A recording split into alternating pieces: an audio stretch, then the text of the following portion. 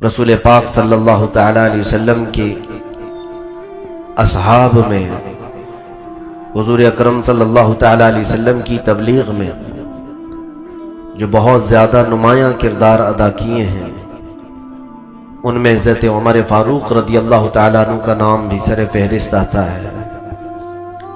نبوت کا 7واں سال تھا جب حضرت عمر فاروق رضی اللہ تعالیٰ عنہ ایمان لائے تھے۔ شروع کے آپ کے حالات پردہ خفا میں ہیں، بچپن کے حالات کسی کتاب میں نقل نہیں ہو سکے، لیکن اتنا ضرور ہے کہ آپ قریش کے معزز خاندان سے تعلق رکھتے تھے۔ بنو عدی جو آپ کا قبیلہ تھا، یہ سفارت کے کاموں سے متعلق ان کو بہت ساری ذمہ داریاں دی گئی تھیں۔ جب کبھی عربوں میں آپس میں جنگ ہو جاتی یا آپس میں جھگڑے ہوتے تو فیصل کی حیثیت سے حضرت عمر فاروق کا خاندان وہاں پر ہوتا تھا۔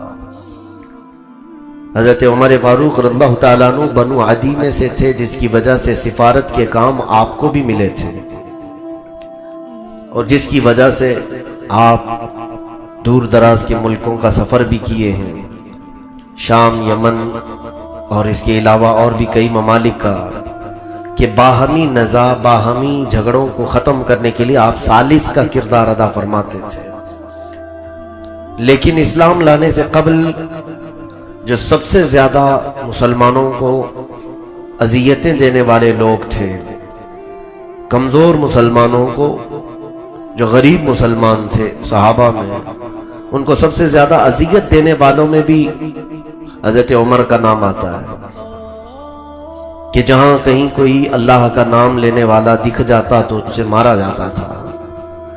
مکہ والے پکڑ کر کے اسے پیٹتے تھے۔ تو یہ مکہ میں تقریباً 13 سال تک یہی سلسلہ چلا ہے۔ موب لنچنگ تو اب ہو رہی ہے، اور اس کو نیا نام اگرچہ دیا گیا ہے، در حقیقت جو کیا جا رہا ہے یہ مکہ والوں کے، مشرکین کے انہی عادات کو دوبارہ اپنایا جا رہا ہے۔ بس فرق یہ ہے کہ کفار وہاں پر بھی تھے، مشرکین وہاں پر بھی تھے، آج بھی وہی ہیں، لیکن جن مسلمانوں کو اس وقت اذیت دی جا رہی تھی، ان مسلمانوں میں اور آج کے مسلمانوں میں بڑا فرق ہے، کہ وہ اذیت سہتے تھے لیکن اللہ اللہ ہی کہتے تھے، مصیبتوں کو گلے لگاتے تھے لیکن نبی کا دامن کبھی نہیں چھوڑتے تھے۔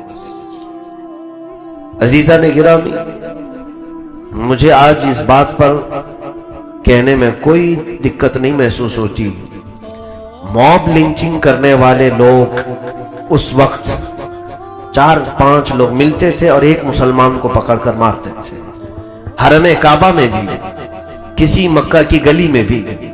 لیکن تاریخ اس بات کی شاہد ہے کہ جن لوگوں نے کثرت سے مسلمانوں کو مارا وہ خود ہی اسلام میں داخل ہوئے۔ ہمیں امید ہے کہ آج بھی اللہ انہیں ہدایت دے گا اور وہ اسلام کا پرچم پھر سے لہرائے گا۔ اسی لیے اقبال نے کہا تھا، حرم کو مل گئے پاسباں صنم خانے سے۔ اکثر ایسا ہوا ہے کہ جنہوں نے شدت عداوت سے اسلام اور مسلمانوں کے خلاف علم بغاوت اٹھایا، پھر دنیا نے دیکھا ہے کہ انہی کے ذریعے سے اللہ تعالیٰ نے اسلام اور مسلمانوں کی حفاظت بھی فرمائی، ان کے دلوں میں اللہ اسلام کی ہدایت بھی عطا کرتا ہے۔ تو حضرت عمر کا حال انہی لوگوں میں سے تھا جو ضعیف، غریب اور کمزور مسلمانوں کو مارتے تھے۔ آپ کی حمیت اور غیرت بچپن سے ایسی تھی کہ لوگ آپ کے رعب و دبدبے سے خوف کھایا کرتے تھے۔ مکہ میں بڑے پہلوانوں میں بھی آپ کا شمار تھا، لہیم شہیم تھے، اور دیگر بہت سارے معاملات میں آپ کو لوگ فیصل کی حیثیت سے بٹھاتے تھے۔ جوانی سے ہی آپ کا حال یہ تھا۔ تو جہاں مکہ والوں نے پروپیگنڈا پھیلایا تھا مسلمانوں کے خلاف، نئے دین کے متعلق الگ الگ باتیں، وہ حضرت عمر کو بھی وہی ساری باتیں پہنچی تھیں، لیکن دوسرے تمام کفار و مشرکین اس بات کی ہمت کبھی نہیں کر سکے کہ ان مسلمانوں کو مارنے کی بجائے سیدھے مسلمانوں کے جو امیر ہیں، رسول ہیں، ان کو مارا جائے، معاذ اللہ۔ انہیں ہمت نہیں ہو سکی لیکن ان لوگوں کو معلوم تھا کہ اگر یہ دلیری اور بہادری کوئی کرے گا تو وہ عمر کر سکتا ہے. تو عمر کو اس وقت اتنا ورغلایا گیا اور کہا گیا کہ دیکھیں اس صحابی کا حال کیا ہے. صحابی کہتے ہیں دین سے ہٹا ہوا. محمد صلی اللہ تعالی علیہ وسلم کو لوگ صحابی کہتے تھے. عمر کے کان اتنے بھرے گئے کہ انہوں نے تلوار نکالی اور کہا اب ان مسلمانوں کو مار کر کے کیا ہوگا؟ یہ روز بڑھتے ہی جا رہے ہیں. پہلے غریب مسلمان تھے، غریب لوگ ایمان لاتے تھے، اب تو شریف اور امیر لوگ بھی مکہ کے اسلام میں آنے لگ گئے. تب پھر عمر کو جب یہ لوگوں نے بہت زیادہ ورغلایا تو انہوں نے سوچا کہ اب ان کا ہی قتل کیوں نہ کر لیا جائے جن کے ذریعے سے یہ اسلام پھیل رہا ہے. اب ان کے اسلام لانے کا یہی واقعہ ہوا کہ وہ تلوار لے کر کے چلے تھے، لیکن راستے میں ایک صحابی نے دیکھ لیا، ان کا ارادہ بھانپ لیا اور انہیں پھیرنے کے لیے کہا عمر تم کہاں جا رہے ہو؟ کہا میں محمد کا آج قتل کرنے جا رہا ہوں. کہا ان کو بعد میں قتل کرنا، تو اپنے گھر کی خبر لے، تیری بہن اور بہنوی بھی تو اسی اسلام میں آئے ہیں، تو اپنے گھر والوں کی پہلے خبر لے. تو ان کو اور بھی جلال آیا کہ میرے گھر میں ہی یہ معاملہ ہو گیا، میں دوسروں کو مارتا تھا. اپنی بہن کے گھر آئے، فاطمہ بنت خطاب، وہ ایمان لائی تھی، اور ان کے شوہر حضرت سعید، یہ دونوں ایمان لائے تھے. جس وقت حضرت عمر ان کے گھر پہنچے دروازہ بند تھا، لیکن اندر سے قرآن کی تلاوت کی آواز آ رہی تھی. ایک صحابی حضرت خباب بن الارت، وہ لوگوں کو تعلیم قرآن دیا کرتے تھے، جو نئے اسلام میں آتے ان کو قرآن پڑھانے کے لیے جاتے تھے. تو وہ صحابی اندر گھر میں بیٹھے شوہر اور بیوی کو قرآن پڑھا رہے تھے. حضرت عمر باہر سے قرآن سن رہے تھے. تو اب یقین ہو گیا. راستے میں جنہوں نے کہا تھا کہ میرے گھر میں بھی یہ لوگ اسلام لا چکے ہیں، تو سن کر کے اب یقین ہو گیا. دروازہ زور زور سے پیٹنے لگے. تو بہن اور بہنوی نے سمجھ لیا کہ عمر آئے ہیں اور پھر اب خیر نہیں ہوگی. خباب بن الارت کو اندر چھپا دیا، دروازہ کھولا. تو حضرت عمر جاتے ہی کچھ پوچھا نہیں، دونوں کو بے تحاشا مارنا شروع کر دیا. اپنے بہنوی کو بھی بہت مارا، اپنی بہن کو بھی مارا، اتنا کہ ان کی ناک پھٹ گئی، خون جاری ہو گیا. تھک گئے، اور ان کے اندر اپنے رشتہ داروں کی صلہ رحمی بھی بہت زیادہ تھی. وہ بہت زیادہ اپنے گھر والوں کا خیال بھی کرتے تھے. اپنی بہن کا یہ حال دیکھ کر ان سے رہا نہ گیا. پھر خود کو رحم آ گیا، اٹھایا انہیں اور بٹھایا. تھکنے کے بعد پھر پوچھتے ہیں چلو مجھے اب یقین تو ہو گیا کہ تم اسلام لا چکے ہو، محمد کے دین میں آ چکے ہو. میرے آنے سے قبل جو تم لوگ پڑھ رہے تھے وہ کیا تھا؟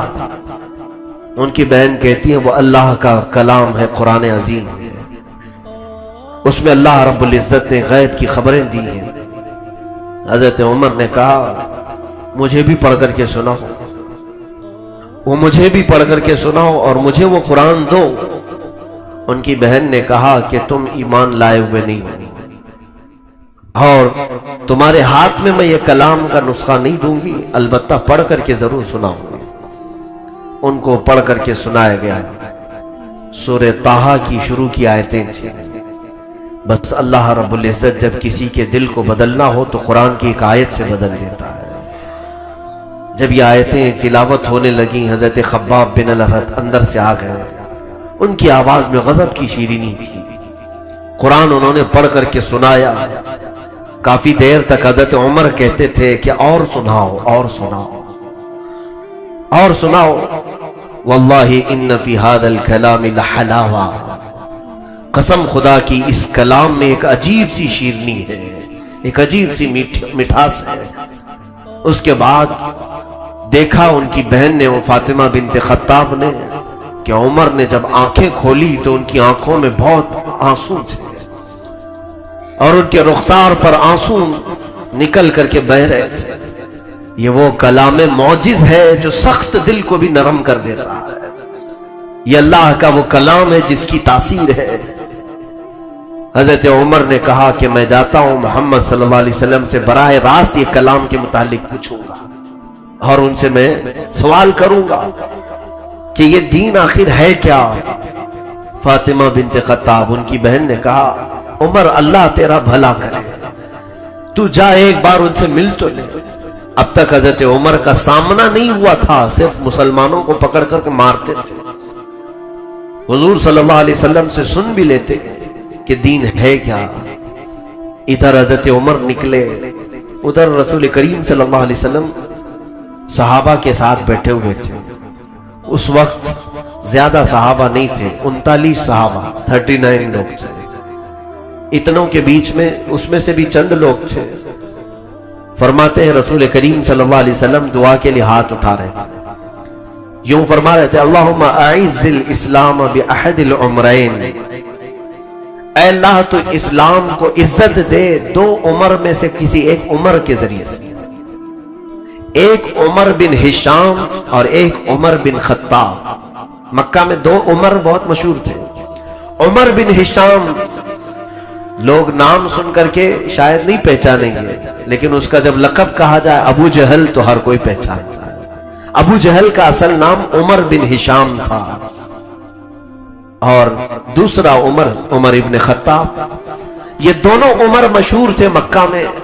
رسول کریم صلی اللہ تعالی علیہ وسلم دعا کے لیے ہاتھ اٹھائے ہوئے ہیں صحابہ کی مجلس میں کہ دو عمر میں سے کسی ایک عمر کے ذریعے تھے اسلام کو تو عزت عطا فرما۔ صحابہ نے آمین کہا۔ تھوڑی دیر نہ گزری تھی کہ دروازے پر حضرت امیر حمزہ پہرا دے رہے تھے کہ کوئی آ کر کے حضور کو تکلیف نہ پہنچائے۔ حضرت امیر حمزہ کا بھی رعب و دبدبا تھا۔ حضرت عمر کو تلوار لے کر کے تیزی سے آتے ہوئے دیکھا تو صحابہ نے کہا کہ عمر آ رہے ہیں، اور یہ عمر کے جب آنے کے حالات دیکھے صحابہ نے کہا کہ یہ بے قابو ہو جاتا ہے، اس کو کون قابو میں کرے گا؟ امیر حمزہ نے کہا نہ گھبراؤ میرے ساتھیوں، عمر اگر اچھے ارادے سے آ رہا ہے تو ٹھیک ہے، نہیں تو میں بھی عمر سے کم نہیں، میں اس کا مقابلہ کروں گا۔ اسی اثنا میں حضرت عمر دروازے پر آئے تو امیر حمزہ نے ان کا راستہ روک لیا، پوچھا کہ کیوں آنا ہوا، کس لیے آئے ہو؟ حضرت عمر نے کہا یہ تلوار محمد صلی اللہ علیہ وسلم کے حوالے کرنے آیا۔ تلوار لٹکا کر کے آئے تھے، لیکن وہ تلوار حضور کے حوالے کرنے آئے تھے۔ حضرت امیر حمزہ نے راستہ کشادہ کیا، حضور پاک صلی اللہ تعالی علیہ وسلم کی بارگاہ میں آئے، ایسے بیٹھے کہ سب سے زیادہ قریب ہو کر کے آپ کے گھٹنے حضور کے گھٹنوں کے قریب آ گئے۔ اللہ کے حبیب صلی اللہ تعالی علیہ وسلم سے انہوں نے دو تین باتیں پوچھی۔ حضور اکرم صلی اللہ علیہ وسلم جب قرآن پڑھنے لگے تو بے تحاشا عمر رونے لگے، کہا اتنے سال میں کس غفلت میں تھا، اتنے سال میں کون سی جہالت میں تھا۔ اور اندازہ کرو میرے عزیزو، آج 14 صدیوں کے بعد کوئی اچھی آواز والا قاری قرآن پڑھتا ہے تو ہماری آنکھیں بھیگ جاتی ہیں، جبکہ ہم عجم ہیں، ہم عجمی لوگ ہیں، عربی سمجھتے نہیں ہیں۔ عربی جسے نہیں سمجھ میں آتی ہے اس کا دل ہل جاتا ہے۔ جو اہل عرب ہوں گے، جن کی مادری زبان عربی ہو، جن کی زبان میں قرآن اترا ہو، ان کے سامنے قرآن تلاوت ہو رہا ہو اور وہ بھی صاحب قرآن نے تلاوت کیا ہو، محمد رسول اللہ صلی اللہ علیہ وسلم نے، تو ان کے دل تو ہلنا ضروری ہے۔ حضرت عمر نے اسی وقت اپنی گردن حضور کے حوالے کر دی، کہا اشہد ان لا الہ الا اللہ واشہد ان محمدن رسول اللہ صلی اللہ علیہ وسلم۔ صحابہ نے اس وقت ایک بہت بلند نعرہ لگایا، پورے مکہ والوں نے اس وقت اس نعرے کی گونج سنی، حضرت عمر کے اسلام لانے کی خوشی میں، اور صحابہ نے مبارکباد دی، اے عمر مبارک ہو تجھے، رسول اللہ کی دعا تمہارے حق میں قبول ہوگی۔ حضور نے دو عمر میں سے کسی ایک عمر کے ذریعے سے اللہ کی بارگاہ میں یہ التجا کی تھی کہ اسلام کو عزت بخشے، وہ رسول پاک کی دعا تیرے حق میں قبول ہو گئی۔ حضرت عمر فاروق رضی اللہ تعالیٰ عنہ ایمان لائے، جب زمانے جاہلیت میں تھے تب بھی ان کا رعب و دبدبا ویسی تھا، کسی سے خوف نہیں کھائے، کسی سے ڈرے نہیں، وہ علل اعلان مجلسوں میں شریک ہوتے تھے۔ ایمان لانے کے بعد بھی آپ کی وہی کیفیت تھی، وہی حالت تھی۔ رسول کریم صلی اللہ علیہ وسلم سے آپ نے یہی سوال کیا کہ ہم ایمان لائے ہیں، اسلام لائے ہیں، اب کفر و شرک کا مقابلہ بھی کریں گے۔ فرماتے ہیں حضرت عمر کہ میں نے زمانہ جاہلیت میں جتنے مسلمانوں کو تکلیفیں دی تھی، میں چاہتا تھا کہ اب ایمان لانے کے بعد کفر و شرک کے خلاف ویسی کھڑے ہو کر کفارہ ادا کروں، پہلے جو کچھ ہو چکا اس کا کفارہ ادا کروں۔ اب حضور سے انہوں نے اصرار کیا، ہم حق پر ہیں؟ رسول کریم صلی اللہ علیہ وسلم نے فرمایا کیوں نہیں عمر، ہم حق پر ہیں۔ حضرت عمر نے کہا ہم حق پر ہیں تو ہم حق حاصل کر کے رہیں گے، اس لیے کہ حق ہی کی یہ شان ہے کہ وہ خانہ کعبہ کے سامنے جا کر علل اعلان نماز پڑھے۔ حضور پاک صلی اللہ تعالی علیہ وسلم نے منع فرمایا، پھر تھوڑی دیر کے بعد آپ نے پھر وہی بات دہرائی۔ تیسری مرتبہ رسول کریم صلی اللہ علیہ وسلم نے اجازت دی سارے صحابہ کو کہ عمر یہ کہتے ہیں کہ آج ہم بیت اللہ میں جا کر کے نماز پڑھیں۔ اس وقت تک نماز گھروں میں ہوتی تھی، چھپ چھپ کر کے مسلمان پڑھتے تھے۔ حضرت عمر 40ویں نمبر پر ایمان لائے تھے، 40ویں نمبر پر، اور جب آپ کی اصرار پر رسول کریم صلی اللہ علیہ وسلم نے صحابہ کو حکم فرمایا کہ چلو، تو 2 صفیں لگیں، 2 صفوں میں ایک صف میں آگے امیر حمزہ چلتے تھے، دوسری صف میں حضرت عمر چلتے تھے، اور یہ دونوں صفوں میں مسلمان چل کر خانہ کعبہ کے پاس آئے۔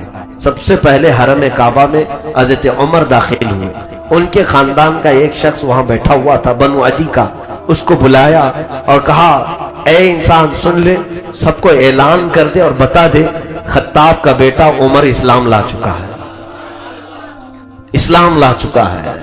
تو وہ شخص گیا اور پورے سب جگہ اعلان کیا کہ آج غضب ہو گیا کہ عمر آج ایمان لایا ہے، ایمان اسلام قبول کر چکا ہے۔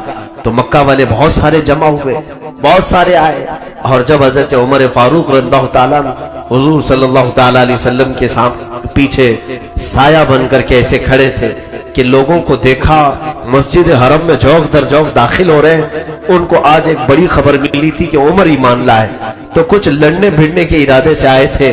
تو حضرت عمر کہتے ہیں کہ اگر تم میں سے ہر خاندان کے 300 لوگ آئے، عمر ان کے لیے اکیلا کافی ہوگا۔ اور علل اعلان رسول کریم صلی اللہ علیہ وسلم کے ساتھ نماز ادا کیے، کسی کو بھی ہمت نہ ہو سکی کسی ایک مسلمان کو بھی ہاتھ لگا سکے۔ خدایا پھر سے ہمیں عمر کی آج ضرورت ہے۔ رسول کریم صلی اللہ تعالی علیہ وسلم کے وہ عظیم جانثار صحابی جنہوں نے اسلام کی عزت میں اور اسلام کے وقار میں 4 چاند لگائے تھے، اسی دن رسول کریم صلی اللہ علیہ وسلم نے ان کو فاروق کا لقب عطا فرمایا۔ فاروق کہتے ہیں فرق پیدا کرنے والا۔ عمر کے اسلام لانے کے بعد کفر کیا ہے، اسلام کیا ہے، فرق پیدا ہو گیا۔ انہوں نے فاروق کا لقب حاصل کیا میرے آقا کی زبان پاک سے کہ یہ ان کی وجہ سے اسلام اور کفر میں فرق پیدا ہوا، کہ پھر لوگ اسلام کو اچھی طرح سے جاننے پہچاننے لگے۔ پھر زیادہ عرصہ نہیں، حضرت عمر فاروق رضی اللہ تعالیٰ عنہ اپنی طاقت کے مطابق ہر ممکن کوشش کرتے تھے کہ کوئی اذیت مسلمانوں کو دے نہ سکے۔ اتنے دن تقریباً حضرت عمر کے ایمان لانے کے بھی 5-6 سال تک مکہ مکرمہ میں حضور صلی اللہ تعالیٰ علیہ وسلم رہے، لیکن آپ کی موجودگی میں کفار کبھی حملہ نہیں کرتے تھے، آپ کی موجودگی میں مسلمانوں کو اذیت نہیں دیتے تھے۔ پھر اندازہ کیجئے سیدنا عمر فاروق رضی اللہ تعالیٰ عنہ کی ہجرت بھی اسی شان سے ہوئی ہے، اسی شان کی ہجرت تھی۔ اللہ کے حبیب صلی اللہ تعالیٰ علیہ وسلم کو جب ہجرت کا حکم ہوا، وہ رات کے وقت ہوا تھا، اور حضور پاک صلی اللہ علیہ وسلم اس رات کو ہجرت فرمائے جب کافر آپ کے گھر کا محاصرہ کر کے کھڑے تھے آپ کا قتل کرنے کے لیے۔ ہر خاندان کا ایک آدمی باہر کھڑا تھا۔ اللہ کے حبیب صلی اللہ تعالیٰ علیہ وسلم اپنے گھر سے نکلے اور یاسین پاک کی تلاوت کرتے ہوئے کچھ کنکریاں ان کے چہروں پر ماری، سب اندھے ہو گئے، کسی کو حضور نظر نہ آئے۔ یہ ہجرت تو رسول کریم صلی اللہ تعالیٰ علیہ وسلم کی تھی۔ اس طرح سے میرے آقا صلی اللہ علیہ وسلم ہجرت فرما کر مدینہ طیبہ کی طرف چل پڑے، وہ اللہ کی مصلحتوں میں سے ایک مصلحت تھی، اس طرح کی ہجرت۔ پھر بعض صحابہ وہ ہیں جو بڑی تکلیف سے ہجرت کی، عبداللہ ابن مسعود، ان کو حرم کعبہ میں بہت مارا گیا تھا، کھینچ کر کے لایا گیا تھا۔ حضرت مصعب بن عمیر، حضرت صہیب، ان لوگوں کو ان کے گھر والوں نے تک تکلیفیں دی تھی۔ یہاں تک کہ یہ لوگ راستے میں پہنچے تو گنڈوں کو بھیج کر کے ان کو مارا گیا تھا، ان کے جسم کو، ان کی ہڈیوں کو توڑا گیا تھا۔ لیکن حضرت عمر فاروق جس وقت مکہ سے نکل کر کے مدینے جانے والے تھے، حضور پاک صلی اللہ تعالی علیہ وسلم کے ہجرت کرنے سے چند دن پہلے ہی بعض روایت میں کہ حضور کی ہجرت کے دوسرے دن بعد ہی حضرت عمر آئے، 30 صحابہ کو بھی ساتھ میں لی جو غریب صحابہ تھے، اور سیدھے حرم کعبہ میں آئے، خانہ کعبہ کا طواف کیا، پھر سارے لوگوں کو اعلان کیا۔ ایک شخص وہاں پر بیٹھا تھا بنو عدی کا، اس سے کہا کہ اے مکہ کے قریش خاندان سے تعلق رکھنے والے، جا پھر قریش کو اعلان کر دے کہ آج عمر بن خطاب مکہ چھوڑ کر مدینے جا رہا ہے، رسول پاک صلی اللہ تعالی علیہ وسلم کے شہر ہجرت کر رہا ہوں، جاؤ سب کو اعلان کر۔ پھر اعلان ہوا، لوگ دیکھتے رہے، آپ طواف کعبہ اسی شان سے کرتے رہے۔ دوسرے لوگوں نے تو اپنی جائیدادیں وہاں چھوڑ دی تھی مکہ میں۔ حضرت عمر نے کہا میں ایک ایک پائی یہاں سے لے کر کے جاؤں گا، میرا جو حق ہے اس پر کوئی قبضہ نہیں جما سکتا۔ آپ کی شان تھی یہ۔ قرآن نے ان کو کہا ہے اشداء علی الکفار، قرآن میں ان کی صفت آئی ہے کہ یہ کافروں پر بہت ہی شدید ہے، بہت سخت ہے، اور کوئی آپ کو ٹچ بھی نہ کر سکا۔ اسی شان سے آپ ہجرت کرتے ہوئے مدینے آئے۔ اب روایات میں ہے رسول پاک صلی اللہ تعالی علیہ وسلم سے پہلے وہ مدینہ پہنچے۔ حضور پاک صلی اللہ علیہ وسلم کا جب استقبال کرنے کے لیے مدینے والے کھڑے تھے تو حضرت عمر بھی استقبال والوں میں شامل تھے۔ 30 لوگوں کے ساتھ ہجرت کر کے حضرت عمر آئے۔ یہ شان عمر ابن خطاب رضی اللہ تعالیٰ عنہ کی جو تھی وہ ایمان کے اعلیٰ مقام کی وجہ سے ہے۔ خود رسول کریم صلی اللہ تعالیٰ علیہ وسلم ایک حدیث میں ارشاد فرماتے ہیں، بخاری شریف کی حدیث ہے، اللہ کے حبیب صلی اللہ علیہ وسلم فرماتے ہیں مجھے خواب میں کچھ لوگ پیش کیے گئے، میں نے کچھ لوگوں کو دیکھا، سب کے جسموں پر جبے تھے، کسی کا جبہ کمر تک، کسی کا جبہ سینے تک لٹکا ہوا ہے، یعنی کسی کا چھوٹا ہے کسی کا آدھا ہے۔ اسی اسنا میں میرے سامنے عمر بن خطاب کو لایا گیا، ان کا جبہ زمین پر گھسٹ رہا تھا، یعنی اتنا لمبا تھا کہ جھول رہا تھا۔ تو صحابہ نے پوچھا یا رسول اللہ صلی اللہ علیہ وسلم اس خواب کی کیا تعبیر ہے؟ اللہ کے حبیب صلی اللہ علیہ وسلم نے فرمایا اس جبے سے مراد ایمان ہے، جس کے اندر جتنا ایمان تھا وہ مجھے دکھایا گیا، عمر کا ایمان اتنا زیادہ ہے۔ عمر فاروق رضی اللہ تعالیٰ عنہ کے اس عظیم ایمان کی بشارت تو خود رسول پاک نے عطا فرمائی۔ جب کسی کے دل میں ایمان زیادہ آ جائے تو خوف اتنا ہی نکل جاتا ہے۔ یہ جو خوف کا ماحول ہمارے دلوں میں آتا ہے، ایمان کا نقص ہے، ایمان کی کمی ہے جو خوف لاتی ہے۔ اسی لیے اللہ تعالیٰ نے قرآن میں جو فرمایا الا ان اولیاء اللہ لا خوف علیہم، بے شک اللہ کے ولیوں کو کوئی خوف نہیں ہوتا۔ خوف دنیا کا، طاقت کا، دنیا کے رعب و دبدبے کا، یہاں کی باقی چیزوں کا خوف نکل جاتا ہے۔ اس لیے کہ عبداللہ ابن مسعود رضی اللہ تعالیٰ عنہ سے مروی ہے، فرماتے ہیں دو خوف کسی کے دل میں جمع نہیں ہو سکتے، ایک دنیا کا خوف اور ایک اللہ کا خوف۔ اگر اللہ کا خوف بس گیا ہے تو دنیا کا خوف نکلے گا، اور اگر صرف دنیا کا خوف آیا ہے تو اللہ کا خوف اس سے نکل جائے گا۔ اللہ کے خوف سے وہ عاری ہے۔ اسی لیے دنیا میں مست رہنے والا کبھی اللہ سے ڈرتا نہیں اور ہر کام کر جاتا ہے، ہر برائی کر جاتا ہے، اور اللہ سے ڈرنے والا کبھی برائی نہیں کرتا، دنیا میں ہاتھ تک نہیں لگاتا۔ دو خوف ایک دل میں نہیں آتے۔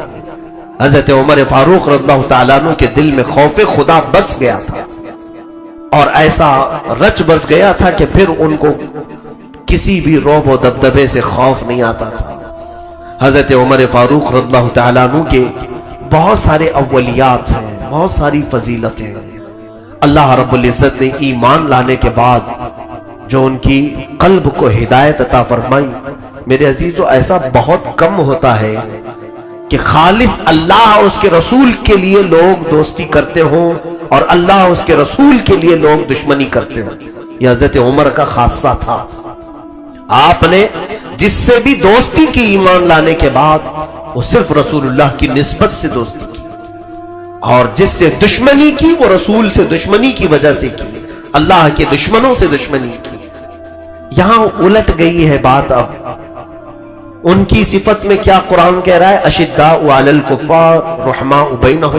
وہ کافروں پر بہت سخت تھے اور آپس میں نرم دل تھے, بہت رحم دل تھے. لیکن ہم نے بدل دیا ہے, آپس میں سخت ہو چکے ہیں اور کافروں کے لیے نرم دل ہو رہے ہیں. ان کی جی حضوری کے لیے کھڑے رہتے ہیں, ان کی خوش آمدی کے لیے ہم اپنے آپ کو بدلنے کو بھی تیار ہیں. کئی علاقوں میں اب یہ سننے کو مل رہا ہے کہ لوگ اپنا نام بدل کر کے انہیں راضی رکھنے کی کوشش کر رہے ہیں. تم پوری دنیا میں جی جان لگا دو ان کو راضی کرنے کے لیے, قرآن کہتا ہے تم ہرگز انہیں راضی نہیں کر سکو گے, وہ تم سے کبھی نہیں راضی ہوں گے. ایسے کئی لوگ اب راستے پر آ رہے ہیں جن کے چہروں پر داڑیاں ہیں, سروں پر بڑی بڑی ٹوپیاں. حد تو یہ ہے کہ کچھ خانقاہوں کے سجادے بھی باہر نکل آئے کفار و مشرکین کی حمایت کرنے کے لیے. ان کی حمایت میں ان کو ایسا لگتا ہے کہ ہم گفتگو کریں گے تو ہماری جان بچ جائے گی. میں نے جمعہ میں وہ کہا تھا سفید بیل اور لال بیل والا واقعہ, کہ تم شیر سے دوستی کرنے کی کوشش کر رہے ہو. شیر کی عادت ہے پھاڑ کھانا. تم سانپ سے دوستی کرنے کی کوشش کر رہے ہو, سانپ کی فطرت ہے ڈنک مارنا, ڈسنا. یہاں کچھ لوگ آج ان حالات میں یہ سمجھ رہے ہیں کہ ہم ان کی جی حضوری کر لیں گے, ان کی ہاں میں ہاں ملا دیں گے, آج جو کچھ بھی چل رہا ہے اس کو حق کہہ دیں گے تو یہ ہمیں چھوڑ دیں گے. ایسا نہیں ہو سکتا میرے عزیزوں. یاد رکھنا ہمارے بعد پھر تمہارا بھی نمبر آئے گا. یہ تم کو صفحہ ہستی سے مٹا ڈالیں گے, پھر یہ نہیں دیکھیں گے کہ تم ان کی حمایت کرتے تھے کہ نہیں کرتے تھے. اس لیے کہ آزادی کے موقع پر بھی ایسے معاملات ہوئے ہیں. کچھ علماء انگریزوں کی حمایت میں فتوے دیے تھے, ان کو ذل اللہ کہا تھا. ذل اللہ کا مطلب ہوتا ہے یہ اللہ کا سایہ ہے. ان انگریزوں کے متعلق کچھ علماء کہتے تھے کہ ان کے خلاف بغاوت مت کرو, یہ بہت عدل کرنے والے لوگ ہیں.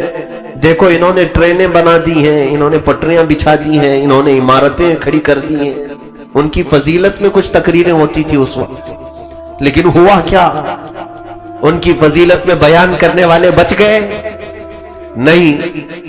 جب علماء اہل سنت کو تختہ دار پر چڑھایا جا رہا تھا تو بعد میں پھر یہ ان کی بولی بولنے والوں کو بھی قتل ہونا پڑا, مصیبتوں کا سامنا کرنا پڑا. تو آج میں یہ کہتا ہوں کہ عمر جیسا ایمان لاؤ کہ اگر دوستی ہو تو اللہ اس کے رسول کی وجہ سے ہو, اور دشمنی ہو تو اللہ اس کے رسول کی وجہ سے ہو, ذاتی چیزیں داخل نہ ہونے پائے. سیدنا عمر فاروق رضی اللہ تعالیٰ عنہ کی چند باتیں میں آپ کو بتا دوں. حضرت بلال حبشی رضی اللہ تعالیٰ عنہ غلام تھے. غلامی میں انہوں نے اپنی زندگی کے بیشتر ایام گزار دیے. ان کا جو مالک تھا مکہ میں امیہ, جو حضرت بلال کو سخت اذیتیں دیتا تھا, اتنی اذیتیں کہ ان کا جسم پورا گل چکا تھا. ان کی پیٹھ پر اتنے داغ تھے جلانے کے, انگاروں پر سلایا گیا. اوباش بدماش لڑکوں کے ہاتھ میں رسی باندھ کر کے حضرت بلال کو دے دیتا تھا, اور وہ نوجوان بدماش قسم کے لوگ آوارہ بلال حبشی کو پیر میں رسی باندھ کر مکہ کی گلیوں میں کھینچتے تھے, لے کر کے جاتے تھے, گرم ریت پر سلایا جاتا تھا. یہ سب اذیتیں بلال حبشی نے برداشت کی. غلامی سے آپ کو جس وقت آزادی ملی وہ بھی سیدنا ابو بکر صدیق رضی اللہ تعالیٰ عنہ نے آزاد کروایا. حضرت ابو بکر صدیق کی کل آپ نے سیرت سماعت کی, اس میں ایک شوشہ یہ بھی تھا کہ آپ کثرت سے حضور صلی اللہ علیہ وسلم کے غلاموں کو کافروں کی غلامی سے آزاد کرواتے تھے. کافروں کی غلامی سے آزاد کر کے حضور کی غلامی میں ڈال دیتے تھے. یہ حضرت بلال حبشی ہیں, غلام ہیں, میرے عزیزوں دیکھیں آپ، حضرت عمر فاروق رضی اللہ تعالیٰ عنہ جب خلیفہ بنے اور آپ کی خلافت کا دور ابھی میں ذکر کروں گا، کیا رعب و دبدبہ، کبھی کم نہیں ہوا آپ کا رعب و دبدبہ. زمانے جاہلیت میں بھی، اسلام لانے کے بعد بھی، آپ کے خلیفہ بننے کے بعد بھی لوگ آپ کے چلتے پھرتے بھی خوف کھایا کرتے تھے. حضرت عمر تو ہمیشہ کندھے پر درہ لے کے چلتے تھے، کوڑا لے کے چلتے تھے. شریعت کے خلاف کوئی بات دیکھتے تو بازار میں ہی کوڑے لگانا شروع کر دیتے تھے. حضرت عمر کا جلال بھی تھا. خود رسول کریم صلی اللہ علیہ وسلم نے فرمایا میرا عمر جس راستے سے گزرتا ہے اس راستے پر شیطان نہیں آتا. جہاں تک حضرت عمر کی خوشبو جاتی تھی، چھاؤں نہیں ہوتی ہو، وہاں تک شیطان نہیں آتا تھا. دوسروں کی بات تو چھوڑے تھے. تو اس عمر فاروق رضی اللہ تعالیٰ عنہ کا حال یہ تھا جو بات میں کہنے جا رہا ہوں. جب حضرت بلال حبشی کو بلاتے تھے تو یوں کہہ کر کے بلاتے تھے یا سیدنا بلال، اے ہمارے آقا بلال آ جائیے. وہ غلام تھے، حبشی غلام، زندگی انہوں نے غلامی میں کاٹ لی. اور اسلام لانے کے بعد، ایمان لانے کے بعد حضرت بلال کا ایسا کوئی بہت بڑا گھر نہیں تھا، بہت بڑی عمارت نہیں تھی، بہت بڑی ڈیوٹیاں، ذمہ داریاں نہیں تھی. جس طرح سے نارمل زندگی گزارنی تھی ویسی وہ زندگی گزار رہے تھے عام لوگوں میں. لیکن اس کے باوجود حضرت عمر جب ان کو بلاتے تھے یوں کہتے تھے یا سیدنا بلال، اے ہمارے آقا بلال آئیے. حضرت بلال کہتے تھے امیر المومنین آپ مجھے سیدنا کہتے ہیں، در حقیقت آپ ہمارے سیدنا ہیں، آپ ہمارے آقا ہیں. حضرت عمر کہتے تھے بلال میں تمہیں جو سیدنا کہتا ہوں وجہ یہ ہے کہ جو جسم میں تم نے اپنے داغ محبت رسول میں لیے وہ ہم نے بھی نہیں لی. حضور پاک صلی اللہ تعالیٰ علیہ وسلم کی محبت میں جو تم نے مشقتیں برداشت کی ہیں وہ ہم نے نہیں برداشت کی. تو یہاں سے پتہ چلتا ہے حضرت عمر کی محبت بھی تھی تو وہ حضور کی وجہ سے تھی. جو رسول کریم صلی اللہ علیہ وسلم سے ریلیٹڈ ہے اس کی بہت زیادہ قدر کرتے تھے حضرت عمر. اور محبت رسول کا یہی جلوہ دیکھنے کو ملتا ہے ہر جگہ پر. اسی لیے حضرت عمر رضی اللہ تعالیٰ عنہ کی یہ زبان میں ہے کہ جو رسول پاک صلی اللہ تعالیٰ علیہ وسلم کا ہو گیا وہ ہمارا ہے، اور جو ان سے بیگانہ ہوا اس سے ہمارا کوئی رشتہ ہی نہیں.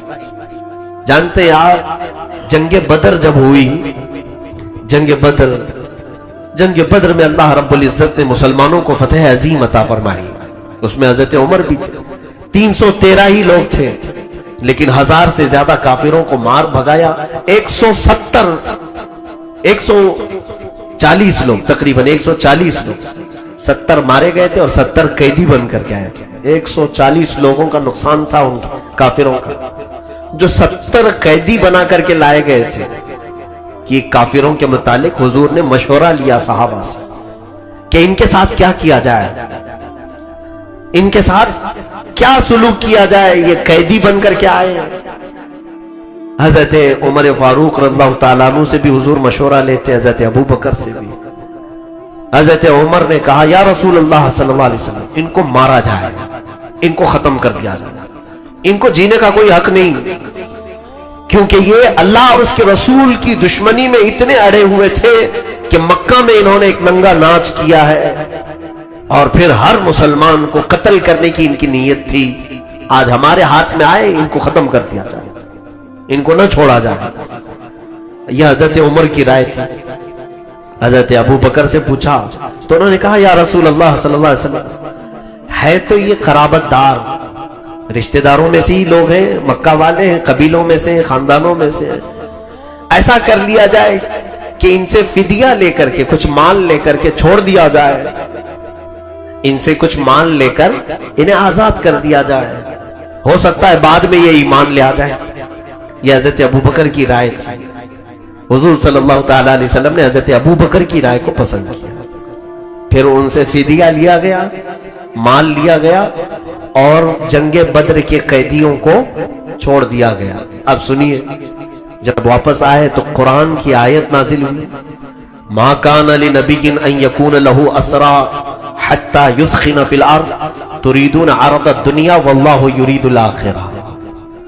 قرآن کی آیت میں یہ آ گئی بات، یہ سب معاملہ ختم ہو گیا، جنگ بدر سے واپس مدینے آئے تو اللہ نے فرمایا نبی کے لیے یہ مناسب نہیں ہے کہ وہ قیدیوں کو روک کے رکھیں، انہوں نے اللہ اس کے رسول کا نقصان کیا،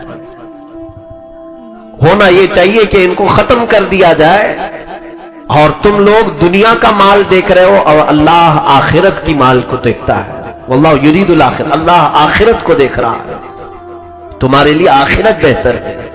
یعنی آیت حضرت عمر فاروق کی رائے کے مطابق آئی، فیصلہ پہلے ہو چکا تھا۔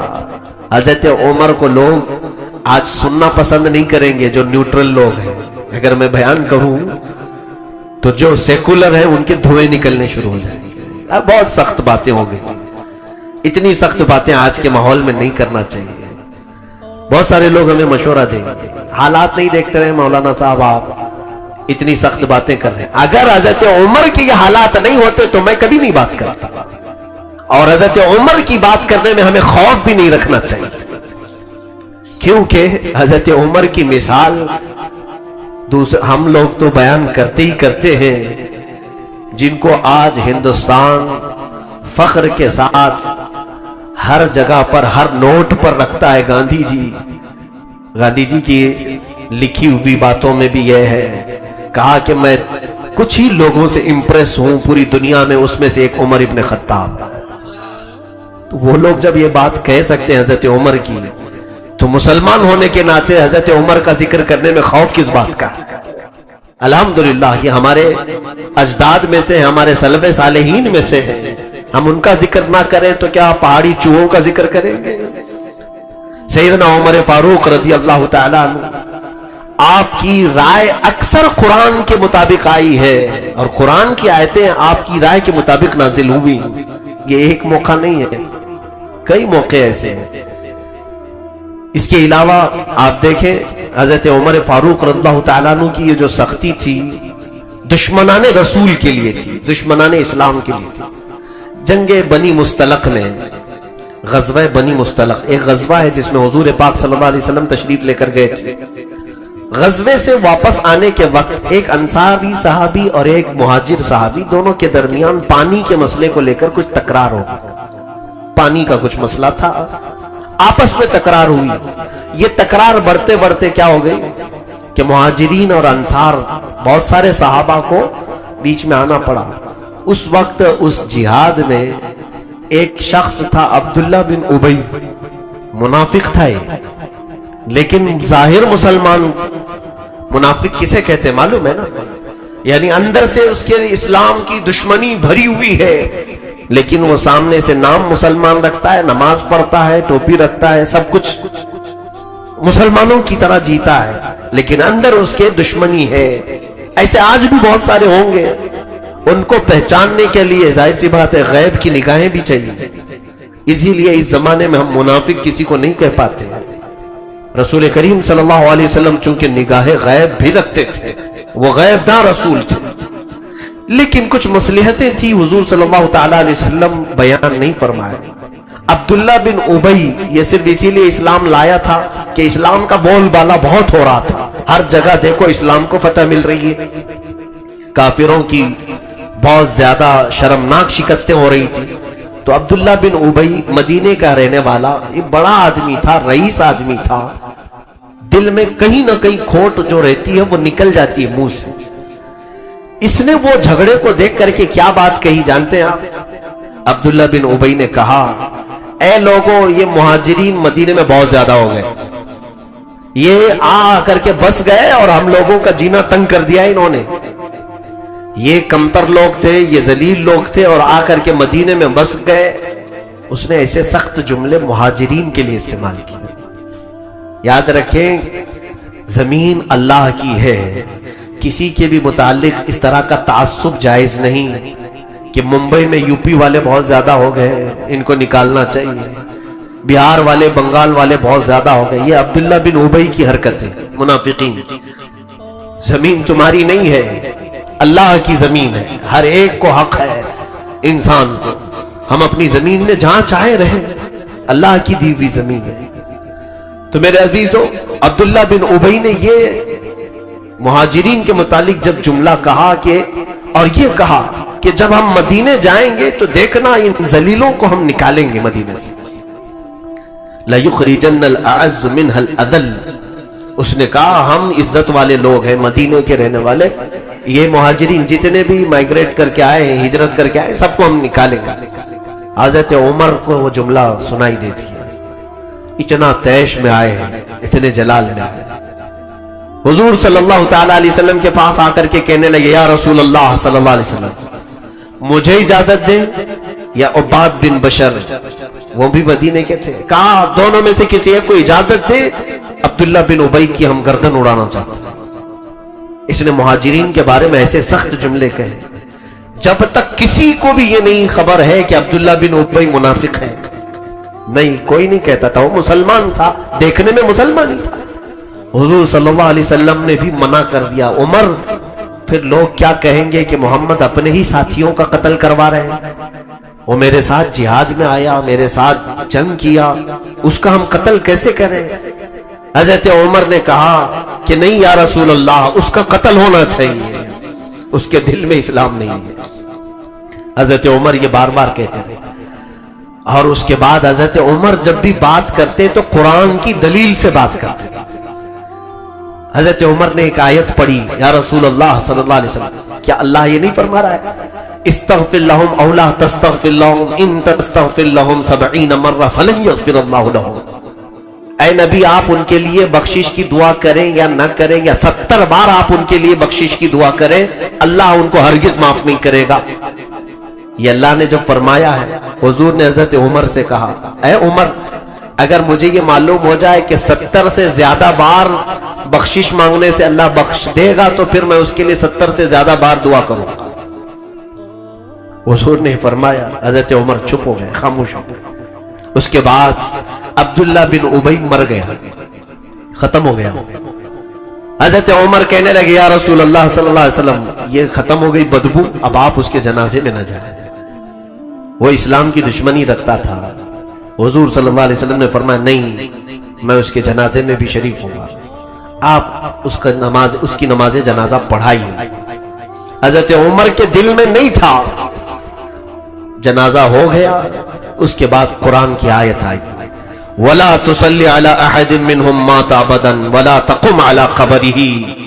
اے رسول، ان میں سے جب کوئی مر جائے تو آپ اس کی جنازہ نہ پڑھیں اور کبھی ان کی قبروں کے پاس بھی نہ کھڑے۔ حضور صلی اللہ تعالی علیہ وسلم نے فرمایا، عمر جو تم کہتے تھے وہی اللہ فرمایا۔ اسی لیے حضرت عمر کو ایک لقب دیا گیا، الموافق رأیہ للوحی والکتاب۔ ان کی رائے ہمیشہ ایسی ہوتی تھی کہ اللہ کی کلام سے، کتاب اللہ سے اس کی موافقت ہو جاتی تھی۔ اللہ تعالیٰ عمر کی رائے کے مطابق کئی آیتیں نازل فرمایا ہے۔ یہ ایک موقع ہے، اس کے علاوہ اور بھی کئی معاملات ہیں جہاں حضرت عمر فاروق رضی اللہ تعالیٰ عنہ نے کہا، جیسے ازواج مطہرات، حضور صلی اللہ تعالیٰ علیہ وسلم کی بیویاں، صحابہ حضور کے گھروں میں جایا آیا کرتے تھے، کوئی بھی چیز۔ حضرت عمر کی غیرت الگ تھی، آپ کا مزاج الگ تھا۔ کہا حضور کی بیویاں عام بیویوں کی طرح نہیں ہیں، حضور کی ازواج مطہرات عام عورتوں کی طرح نہیں ہے، ہماری سب کی عورتوں کی طرح کچھ تو خصوصیات ہونا چاہیے۔ تو حضرت عمر نے کہا، میرا دل یہ چاہتا ہے کہ اے صحابہ، حضور کی ازواج مطہرات کے ساتھ اس طرح بلا روک ٹوک گھروں میں آیا جایا نہ کرو، وہ رسول پاک کی ہم فراش ہیں، رسول کریم صلی اللہ علیہ وسلم کی گھر والیاں ہیں۔ کوئی حکم ایسا نہیں تھا، لیکن حضرت عمر کا خیال ایسا تھا۔ اسی رات کو اللہ نے آیت نازل فرمائی، وَإِذَا سَأَلْتُمُوهُنَّ مَتَاعًا فَاسْأَلُوهُنَّ مِنْ وَرَاءِ حِجَابٍ۔ اے ایمان والو، جب تم نبی کی بیویوں سے کوئی چیز مانگو بھی تو پردے کے پیچھے سے مانگو۔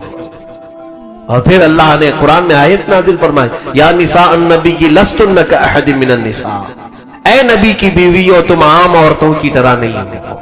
حضرت عمر یہی کہتے تھے اور قرآن کی آیت آ گئی۔ اور اس کے بعد ایک دو نہیں میرے عزیزوں، کئی معاملات میں سیدنا عمر ابن خطاب رضی اللہ تعالیٰ عنہ کی رائے قرآن کے موافق رہی۔ اس لیے رسول کریم صلی اللہ تعالی علیہ وسلم ہر مشورے میں حضرت عمر کو ساتھ رکھا کرتے تھے، بہت سارے معاملات میں آپ سے پوچھا کرتے تھے، اور لوگ ان کی سختی کو بیان کر رہے ہیں، آج کہہ رہے ہیں کہ وہ بہت زیادہ سخت تھے۔ میں کہتا ہوں اتنے ہی سخت اگر تم ہو جاؤ تو دنیا سب نرم ہو جائے گی، ساری چیزوں کی نرمی خود بخود آ جائے گی اللہ کے لیے اور رسول اللہ کے لیے، یہ معیار ہونا چاہیے۔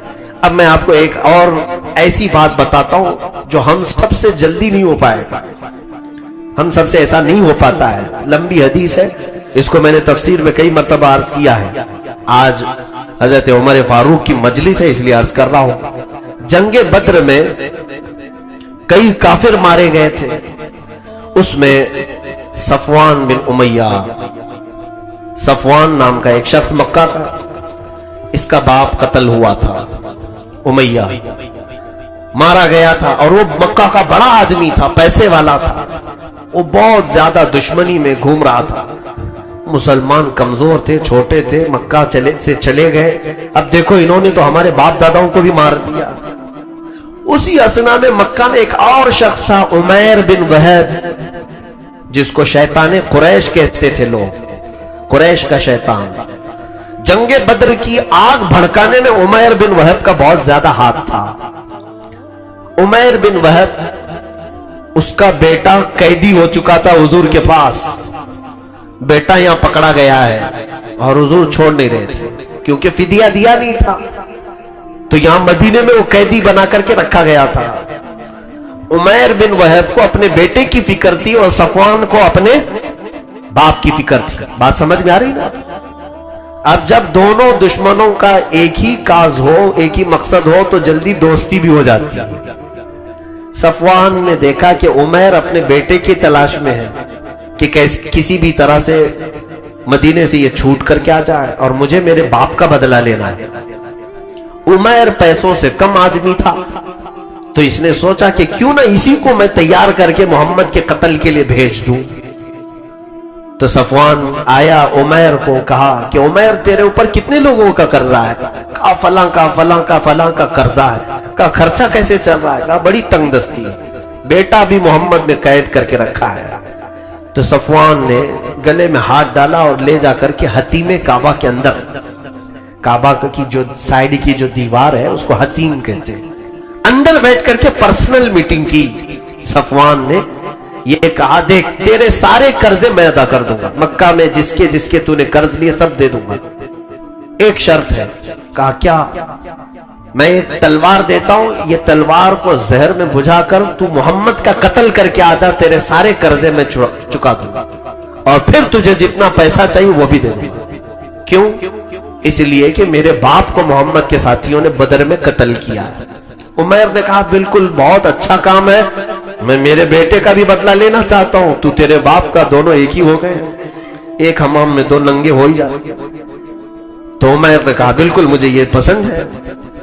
اس کے بعد عمیر بن وہب تلوار لیا، زہر میں بجھایا اور لے کر کے نکل آئے۔ کہاں پر؟ مدینے آئے، تلوار لٹکا کر کے۔ اب میں حدیث کے الفاظ بھی آپ کو اگر بتا دوں تو لوگ یہ کہنا چھوڑ دیں گے کہ بہت سخت بولتے ہیں، بہت سخت جملے ہیں۔ اب پھر اندازہ کرو کہ میں سخت بولتا ہوں یا رسول پاک کے صحابہ کتنا سخت بولتے تھے۔ ہم وہی بولی بولیں گے جو رسول پاک کے صحابہ بولتے تھے، وہ دنیا کی سب سے اچھی بولی ہوگی۔ سنیے، جب عمیر بن وہب آیا مدینے میں تلوار لٹکا کر کے، رسول پاک صلی اللہ علیہ وسلم مسجد نبوی میں تھے، لیکن اتفاق ایسا کہ دروازے کے باہر حضرت عمر ابن خطاب چند صحابہ کے ساتھ کھڑے تھے، باہر کھڑے تھے۔ تو جیسی حضرت عمر کی نظر عمیر بن وہب پر پڑی، تلوار لٹکائی، اکیلا آ رہا ہے، حضرت عمر جلال میں آ گئے، کیونکہ جانتے ہیں پوری جنگ بدر بھڑکانے والا یہی تھا۔ جنگ بدر میں بھاگ کے گیا، اس کا بیٹا قیدی تو ہے۔ فوراً حضرت عمر نے کیا کہا جانتے ہیں؟ خذوا ھذا الکلب، پکڑو اس کتے کو۔ یہ الفاظ کس کے ہیں؟ حضرت عمر کے۔ پھر لوگ ہم سے کہیں گے بہت سخت بولتے ہیں، میں اپنی جانب سے کچھ نہیں بول رہا ہوں، حضرت عمر کی بولی اچھی ہے یا نہیں؟ دشمن رسول کو کہا تھا انہوں نے، کہا پکڑو اس کتے کو، یہ الفاظ ہے۔ اور اس کے بعد حضرت عمر دوڑتے ہوئے آئے، بڑا لمبا ان کے ہاتھ میں ایک رومال تھا، گردن میں ڈالا اور لپیٹا، لپیٹ کر کھینچتے ہوئے لے آئے۔ کیسے آنا ہوا؟ کہا کہ نہیں میں بیٹے سے ملنے آیا ہوں۔ کہا تمہاری خیر بعد میں لوں گا، خبر بعد میں لیتا ہوں، پہلے پوچھ تو لوں حضور سے کہ اس کا کیا کرنا ہے۔ اس کو صحابہ کے ہاتھ میں دیا، اس کو چھوڑنا مت۔ مسجد نبوی میں اندر آئے، رسول کریم صلی اللہ علیہ وسلم سے کہا یا رسول اللہ صلی اللہ علیہ وسلم، وہ شیطان قریش بدر کی جنگ بھڑکانے والا عمیر بن وہب آیا ہے، اور یا رسول اللہ مجھے لگتا ہے وہ برے ارادے سے آیا ہے۔ یہ حضرت عمر کی دوربین نگاہ ہے۔ آپ کس قدر سمجھ جایا کرتے تھے، حساس تھے۔ کہا کہ مجھے لگتا ہے وہ برے ارادے سے آیا ہے۔ حضور صلی اللہ علیہ وسلم آپ کی شان کریمی اور شان رحیمی ایسی تھی کہ دشمنوں کے لیے بھی آپ دروازے کھول دیا کرتے تھے۔ آپ نے فرمایا عمر اسے اندر تو آنے دو، اندر تو آنے دو۔ حضرت عمر اسی طرح سے اسے پکڑ کر کے اندر لے آئے۔ حضور نے فرمایا اس کی گردن کو ڈھیلی تو کر دو، بات کر سکے۔ آپ نے اس کی گردن کو ڈھیلا کیا۔ رسول کریم صلی اللہ علیہ وسلم نے پوچھا کیسے آنا ہوا عمیر؟ عمیر بن وہب نے کہا کہ بس میرے بیٹے کی خبر لینے آیا ہوں جو آپ کے پاس قیدی ہے، خیر خیریت پوچھنے آیا تھا اور کچھ بھی نہیں۔ حضور نے فرمایا سچ بولو کس لیے آیا؟ عمیر نے کہا بس اسی کے لیے تو آیا ہوں، میرا بیٹا آپ کے پاس قیدی ہے، بات چیت کر لوں۔ کہا اگر بیٹے سے بات کرنے کے لیے آیا تو تلوار کیوں لے کے آیا؟ تو اس نے تلوار پھینک دیا نیچے دکھانے کے لیے۔ کہا اس تلوار کا کیا، جنگ بدر میں تو دیکھا آپ نے ہماری تلواریں کچھ کام نہیں آ سکی، آپ ہی کی تلوار کام آئی تھی۔ یہ لچھے دار باتیں ہوتی ہیں۔ تو حضور پاک صلی اللہ علیہ وسلم کو وہ اس طرح سے باتیں بنانے کی کوشش کر رہا تھا تلوار پھینک کر۔ حضور نے کہا، زور سے کہا عمیر وہ بات کیوں نہیں کہتے جو صفوان کے ساتھ حتیم کعبہ میں کر کے آئے ہو؟ حتیم کعبہ میں بیٹھ کر کے جو تم نے صفوان کے ساتھ کہا وہ بات کہو۔ اللہ اکبر۔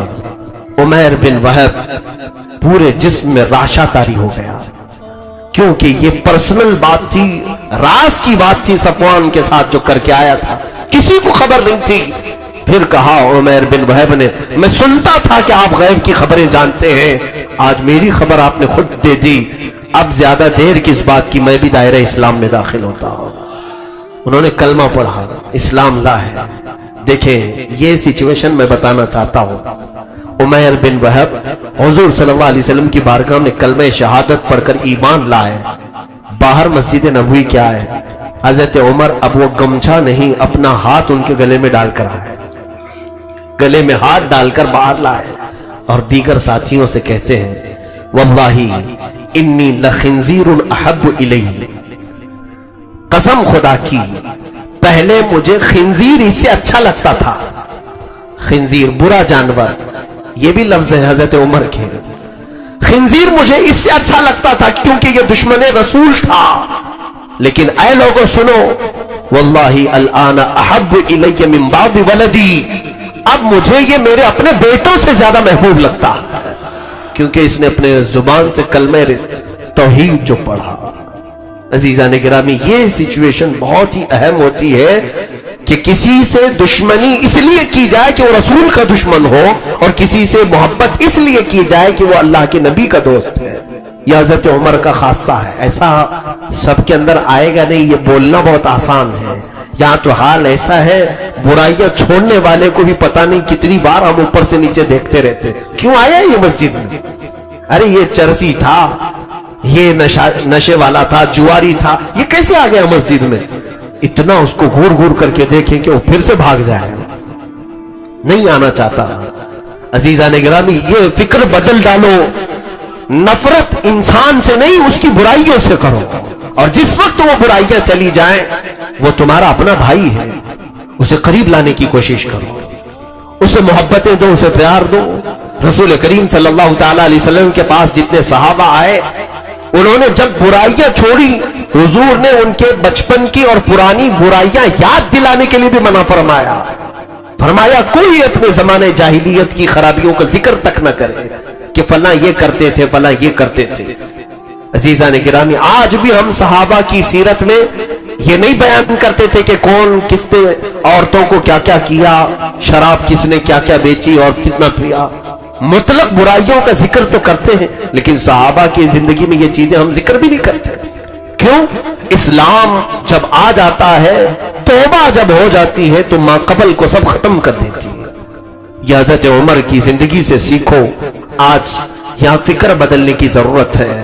بعض لوگوں کی سختیوں کی وجہ سے لوگ اندر نہیں آتے، بعض لوگوں کی سختیوں کی وجہ سے دائرہ اسلام میں لوگ نہیں آتے. یا فکر تبدیل کرو محبتوں کے ساتھ. ہاں دشمنی ہو تو ان برائیوں سے دشمنی. لوگ مجھے بھی یہ تانا دیتے ہیں کہ ان کے پاس بہت سارے چرسی لوگ ہوتے ہیں، مفتی صاحب کے پاس، اور بہت سارے جواری لوگ ہی گھومتے رہتے ہیں ان کے ساتھ. میں نے کسی صاحب سے کہا بھی تھا کہ ہاں ڈاکٹر ہمیشہ مریضوں کے ساتھ ہی ہوتا ہے، اور مریض ڈاکٹر کے پاس نہ جائیں تو اچھے لوگ کاہے کے لیے آئیں گے. میرے عزیزو، ہمارا مقصد صرف یہ ہے کہ ہو سکتا ہے وہ چند ساعتیں، چند لمحے ہمارے ساتھ بیٹھے تو اللہ ان کے دل میں بھی اصلاح کی توفیق عطا کر دے، ہدایت مل جائے. باقی اگر ہم کو آپ یہ دیکھ رہے ہیں کہ میں بھی ان کی طرح بن گیا تو آپ ضرور ڈانٹیں کہ چرسیوں کے ساتھ یہ بھی چرسی ہو گیا، تو پھر آپ روکیں ضرور، آپ منع ضرور کریں کہ ان کے اخلاق تمہارے اندر آ رہے ہیں.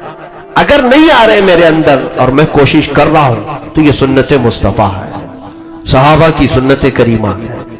عزیزان گرامی، حضرت عمر فاروق رضی اللہ تعالیٰ عنہ نے ایک معیار عطا کیا ہے، الحب فی اللہ والبغض فی اللہ. اللہ کے لیے محبت، اللہ کے لیے دشمنی. آج کبھی آپ نے یہاں پر محسوس کیا اس منبر سے کہ کسی کو ٹارگٹ کر کے ہم بیان کر رہے ہوں، کسی کا نام لے کر کے بیان کر رہے ہوں کہ محلے میں فلاں بن فلاں فلاں کا بیٹا ایسا کرتا ہے؟ کبھی ہم کو یہ ضرورت نہیں ہوئی. ہم نے برائیوں کا ذکر کیا، ہم نے بے حیائیوں کا ذکر کیا. ہم دشمن انہی برائیوں کے ہیں. بلکہ بعض صحابہ فرماتے ہیں جو برائیوں میں مبتلا ہو گئے ان سے اور زیادہ تم ہمدردی کا احساس کرو کہ وہ دوزخ میں جانے والے لوگ. کیا تم اپنے بھائی کو دوزخ میں گرتا ہوا دیکھنا پسند کرو گے؟ اگر تمہارے دل میں محبت ہے تو اس کے ساتھ ہمدردی کا اظہار کرو، اسے نکالنے میں ہر ممکن کوشش کرو، ہر ممکن کوشش کرو. یہی صوفیاء اکرام کا مذہب تھا، یہی اولیاء کاملین کا مذہب تھا. ارے میاں رسول کریم صلی اللہ علیہ وسلم کے پاس ایسے بھی لوگ آئے کہ حضور سے آ کر کے شرط رکھی، میں ایمان تو لاؤں گا لیکن 5 وقت کی نمازیں نہیں پڑھوں گا، پوری نہیں پڑھوں گا، 3 خالی پڑھوں گا. حضور نے وہ بھی منظور کر لیا، ٹھیک ہے آ تو جاؤ، 3 ہی پڑھ لینا، آ تو جاؤ.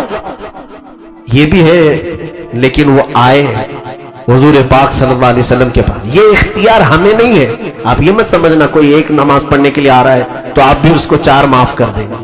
وہ حضور شارع اسلام تھے، بانی اسلام ہے، اختیارات مصطفیٰ تھے. حضور نے انہیں اجازت تو دی کہ آ تو جاؤ تم، 3 ہی ضرور پڑھنا، لیکن تاریخ میں موجود ہے وہ اسلام لائے اس شرط پر کہ 3 پڑھوں گا، لیکن 3 پڑھا کبھی نہیں، 5 ہی پڑھتے رہے. کیوں؟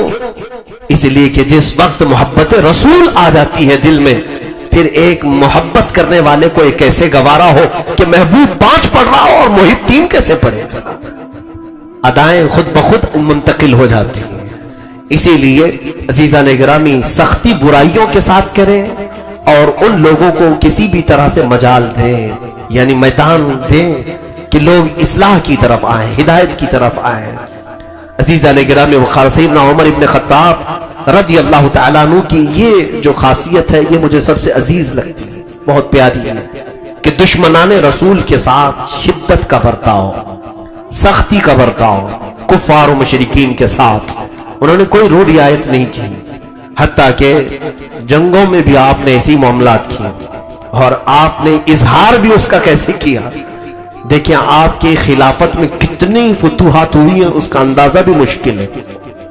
آپ کی 10 سالہ خلافت میں اتنی فتوحات ہوئی کہ اگر میں گنانے لگ جاؤں تو کم از کم 2 گھنٹے لگیں گے. ان کی صرف جنگوں کے نام گناؤں.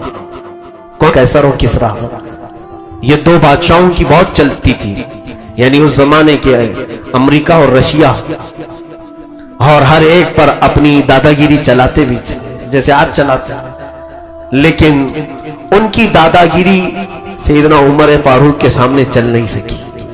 حضرت عمر فاروق رضی اللہ تعالیٰ عنہ نے فتوحات کا سلسلہ جب طویل کیا تو ان کو بھی پیغام بھیجا قیصر اور کسریٰ کو کہ اب تمہاری باری ہے، عمر کی فوج تمہارے ملک میں بھی آنے والی. پہلے تو وہ لوگ کہتے تھے مذاق ہے یہ، کہاں مدینے کے چند لوگ کہاں قیصر و کسریٰ کی بات کرتے ہیں. دنیا بھر کا سونا اکٹھا کر کے وہ کرسیاں بنائے تھے. قیصر و کسریٰ کے دربار میں بیٹھنے والے وزیروں کی کرسیاں سونے کی بن جاتی تھی. تو پھر کتنا مال جمع کیا تھا انہوں نے. جب آپ نے خط بھیجا تو انہوں نے مذاق سمجھا. پھر چند دنوں کے بعد آس پاس کے علاقے فتح ہونے لگے تو لگا